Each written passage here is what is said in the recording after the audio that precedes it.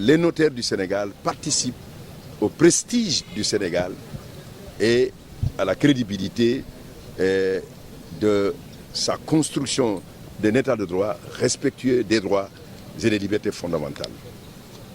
Je voudrais vous dire que les notaires jouent un rôle important dans la pacification sociale, dans la médiation, parce qu'ils sont à la fois acteurs juridiques, acteurs professionnels, acteurs économiques et acteurs sociaux.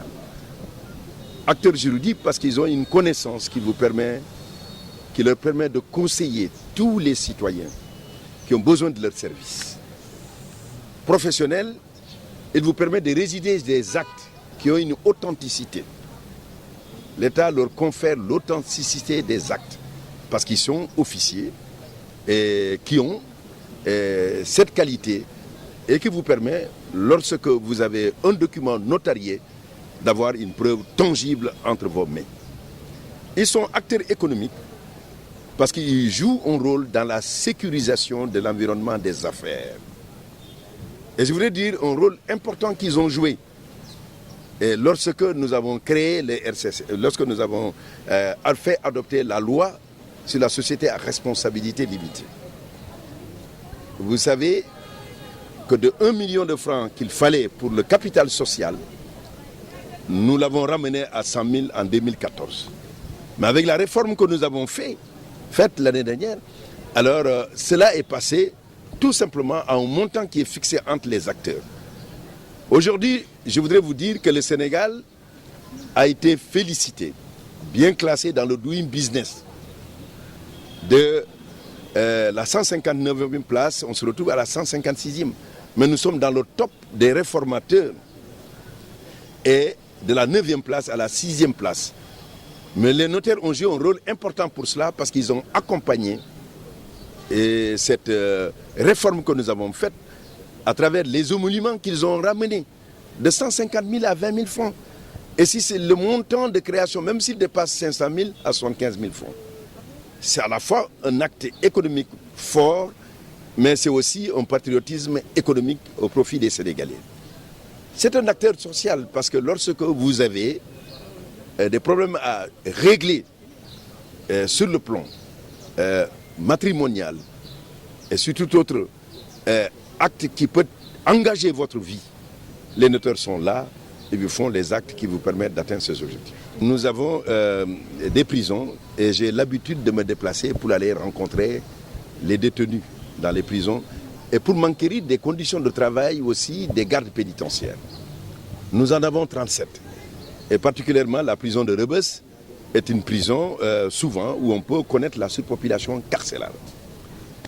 J'ai été pour m'enquérir de ces nouvelles et faire dire aux détenus, surtout ceux qui sont en détention provisoire, qu'il y a l'examen de leur dossier. J'étais accompagné par le procureur de la République, le secrétaire général du ministère, la directrice du cabinet et le directeur de l'administration pénitentiaire. Une forte délégation. Nous avons pu faire le point d'un certain nombre de dossiers et nous pensons bientôt, avec la prochaine audience qui va avoir lieu des chambres criminelles, beaucoup de dossiers seront examinés. Et c'est ce qu'ils souhaitent. Mais il y a une bonne nouvelle aussi que je voudrais porter. Ils avaient souhaité qu'il y ait l'amélioration de leurs conditions d'alimentation.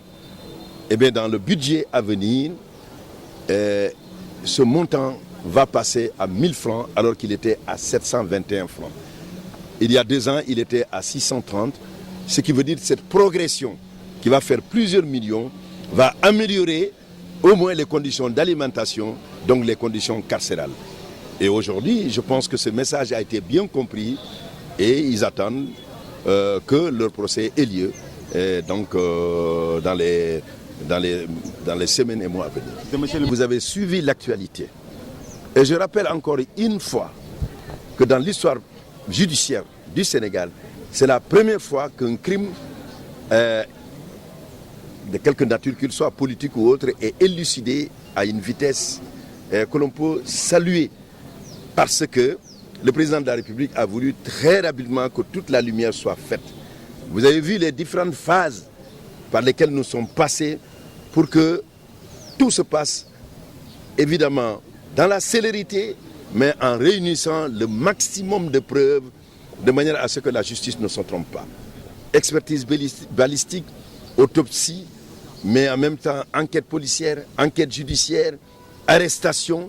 Et vous avez pu voir que les personnes qui avaient été arrêtées, ils étaient au nombre de 3.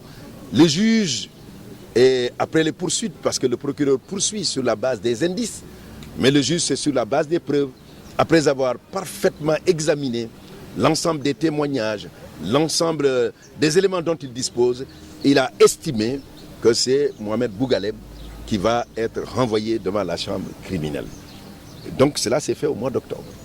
Le procès va avoir lieu dès que les chambres criminelles vont commencer. C'est un signe assez important. Donc l'engagement du président est bien tenu. Il a tenu à ce que cette affaire-là ne reste pas longtemps et ne se perde pas tout simplement dans les dossiers qui sont souvent classés sans qu'on sache quelle suite leur est donnée.